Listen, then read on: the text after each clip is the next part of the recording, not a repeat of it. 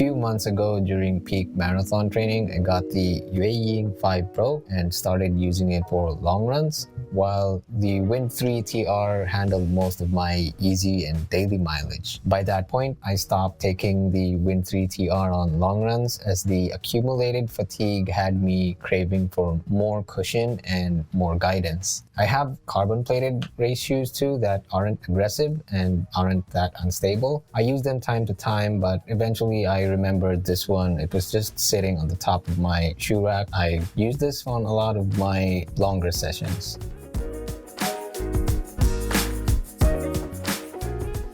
Special mention to other shoes you might want to try out as well, like the 361 Flame 4 or 4.5 mix. There's an ANSA C2026 or C202 HP2 and a Be My Carbon Fly if you can find it. They are in the realm of super trainers. I would have loved to try out those shoes that I mentioned. I just can't find time to slot them in and take them for at least more than 50 kilometers. I don't want to be that reviewer that says long-term or in-depth review and then just use it initially. Anyway, I don't want to keep pushing out reviews doing that. I've sort of deeply known this shoe. This has already gone more than 150 kilometers. Anyway, I used the UP30 4.0 for a bit, then it started feeling too predictable. I dug out my Peak UP30 4.0 again. I left it around 44 kilometers after I published my initial video. I rotated it back when I needed more cushioning in my marathon block. Again, as I said, it's beyond 150 kilometers and the shoe's definitely broken in. The midsole's much softer. In my first review, I already said that the 4.0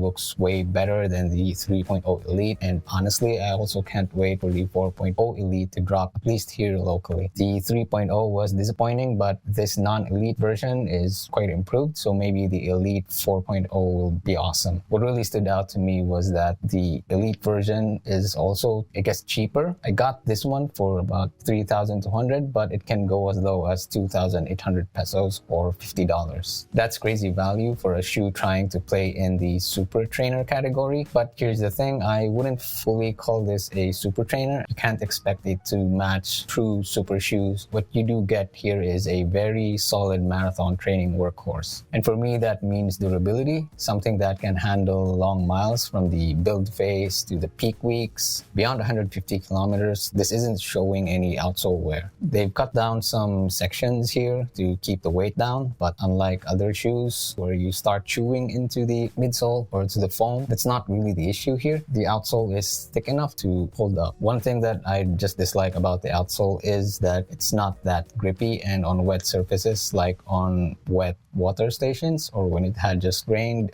you will slip a bit in this one, so you need to be cautious. Aside from the outsole, another point to look at for durability is the upper, and the upper in this one feels like it will hold up pretty well. It's not soft and plush, and I guess this is where they cut some corners, but they at least gave you something very breathable. It's not super rigid like the UP30 3.0 Elite, which bothered me on long runs. This one, it just gets the job done. It's durable and it's easy to clean after wet runs, and no signs of visible folds or wear so far.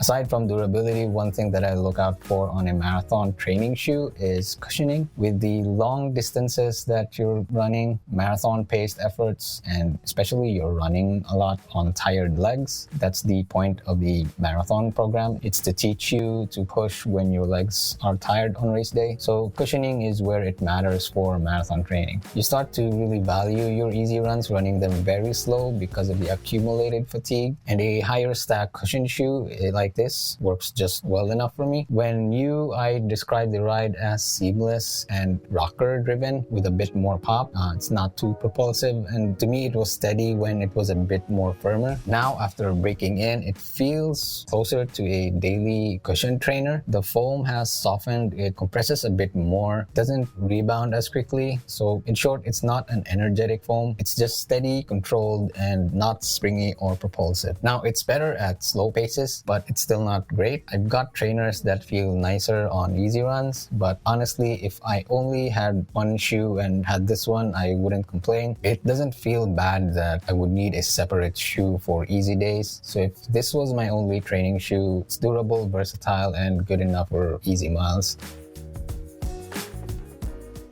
So the Peak UP30 4.0 has decent turnover. Even if it's gotten a bit more softer, the geometry might look propulsive, but in reality, it's more of a cushiony type of ride. Still, for a cushioned shoe, it feels nimble and very light because of the design, which makes it a bit more versatile enough at certain paces, but its versatility range is shorter and not too wide. Where it's at is on marathon and steady paces though, and what does really help is the nylon or carbon composite plate. It's not a full plate, so it's more forgiving. It's not very stiff and not very rigid, but it does have enough to give you some assistance. In my marathon training block and in peak weeks, I started to feel the accumulated fatigue much more, and because I also jumped in very late, I didn't have enough good base. I was making up lost mileage, so I got tired quicker. I didn't recover well. During training, I was often running too tired, and the Wind 3 TR sometimes just didn't cut it. When I switched to this shoe, everything got a bit more better. It wasn't too flexible. This wasn't too unstable like the Wind 3 TR, so it helped give me some guidance on my roll when I was running fatigue. Now, it didn't make me run less fatigue. Rest is always the best way to recover, but at least on some adjusted tempo runs and midweek long runs, this shoe was very agreeable to my tired new gait or mechanics.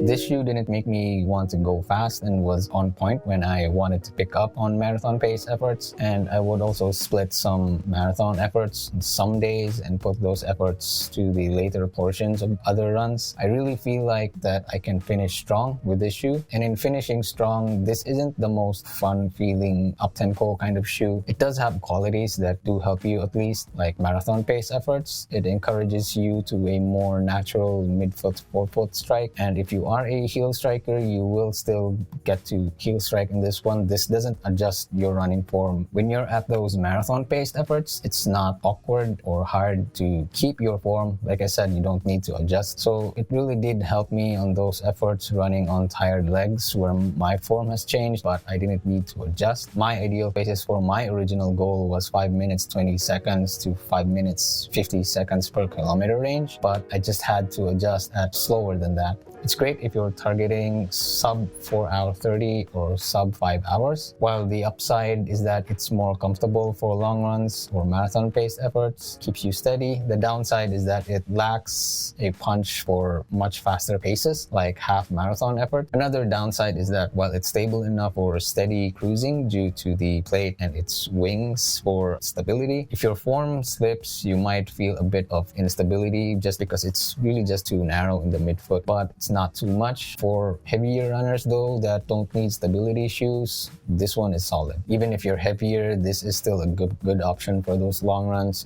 This won't feel flat. One more downside is that some daily trainers are actually fine for race day if you are targeting 5+ hours or more on a marathon. This one isn't really that ideal if you're running for that very long of a duration. If you can finish around 4 to 4.5 hours though, this is a bit better. I think this would become a bit more harsh if you run in this for too long. If you are a sub 3 hour 30 minute marathoner, I would suggest you get something much faster though. You would benefit from those shoes rather than this one. Anyway, aside from marathon training, I think this shoe also works for, again, heavier neutral runners with decent calf and glute strength. It's a good option for beginners too, especially if you're used to daily trainers and want to step up into steadier long runs instead of those slow LSDs. It's not aggressive for beginners, introducing them to slightly faster paces like marathon pace or steady long run paces. Threshold or 10K paces isn't the strength of this shoe, so it's not snappy, but it is actually still doable.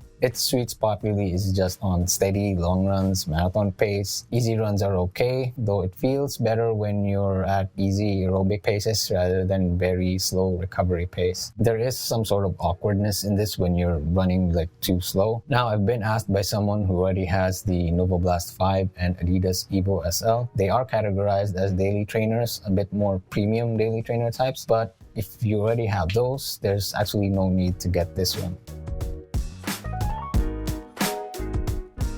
For marathon training, I'd recommend this as your budget marathon training shoe. If you can only have one shoe and you just want to get through that marathon block, the cushioning on this one really helps a lot on long runs, late in the block when you're running on tired legs. Most importantly, it didn't beat up my legs with the additional mileage that I'm used to. That's why I'd call it a solid long distance marathon training shoe. If you can make it work on easy runs and get over that awkwardness on slower paces, you won't need to add another shoe in your rotation. It's cheap enough and you can spare some money to get a proper racing shoe to partner with this. That's all for now with this shoe. Anyways, keep running, stay fit, and always be kind.